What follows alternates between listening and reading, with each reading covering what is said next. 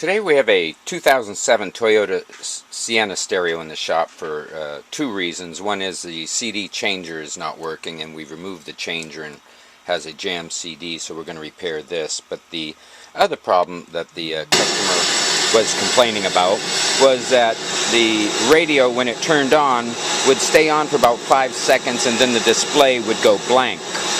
We can turn the radio back off, the display comes back up, and we found this to be one of the settings in the menu to save the display.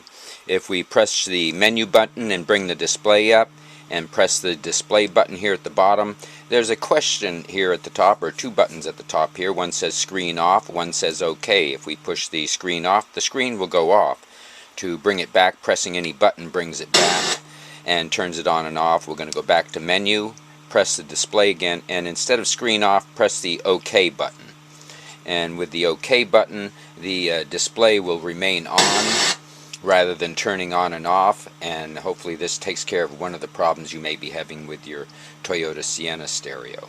As for the CD changer, we can take care of that here in shop. Please subscribe.